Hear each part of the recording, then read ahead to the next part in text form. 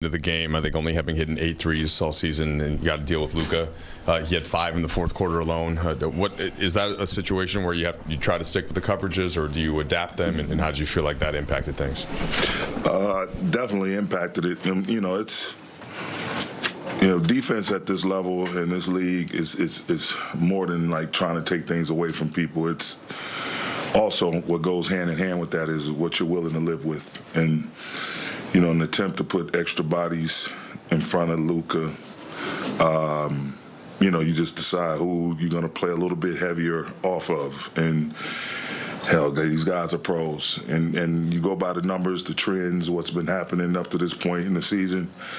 And those numbers told us that Dante could be a heavy shift guy. But, he's a pro. He's a hell of a player. And tonight was his night. It's a make-or-miss league. And he happened to make them. And so Grant Williams, I think, Tim Hardaway Jr. as well, those guys combining for 17 threes. I mean, it's amazing. 17 out of 26. That's a ton. And, all the while trying to deal with Luka. And then so it is what it is. But, those things like that, people shooting the ball that well, sometimes, even against great defense, it's hard to control that. What we can control, though, is, not allowing them to get 12 free throw attempts in the first quarter and 24 points off our 15 turnovers. And so that is what it is. Those are things we can control. Just showing our hands defensively, not fouling the ticky-tack fouls, pushing them to the bonus. And definitely, more ball security, better ball security. But at the end of the day, they got up to a couple of double-digit leads, and we could have folded the tent, but we kept fighting all the way to the end. So, coming off of what we just came off of, I'm truly, truly disappointed. Obviously, we didn't get the win, but the way we fought, it's encouraging. And the other end, so AD had 37 on only 21 shots, and it seemed like in the first quarter, he's kind of grabbing at that area again. Did the same thing in the ISD final, but yet, again, almost 40 on an efficient night. What's your understanding just of what he's dealing with, how he's playing through it, and how he's able to still be this impactful? I mean, it's just him pushing through, and some things may be a little irritated.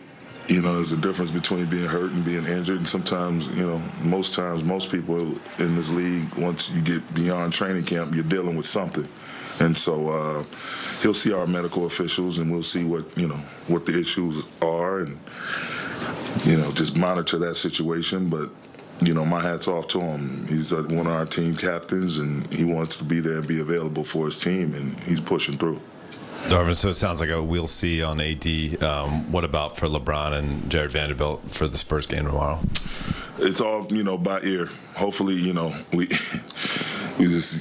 whole and it looks so beautiful, in Vegas, and then, we have some unfortunate news with Vando having a few back spasms, and then, we want to make sure he's okay as well. Bron obviously just managing his minutes, just the totality of the workload he's carrying. So, we'll have updates on all those guys definitely by tomorrow. Obviously, you guys get up for the tournament, a big win, travel to LA, travel to here, all those things like line up. Did you think it was a flat performance in the first half? Do you think that was a reflection of all the other things? I mean, it's a lot of things, different things combined, a lot of different, uncontrollable circumstances. But at the end of the day, it is what it is. It's a grown man's league. Travel is difficult at times. The schedules can be hard to navigate at times. But you just have to, lock in, dig in, and push through it. And, again, like I said, disappointing the loss, but really encouraged the way we fought. We fought throughout the entire game to give ourselves a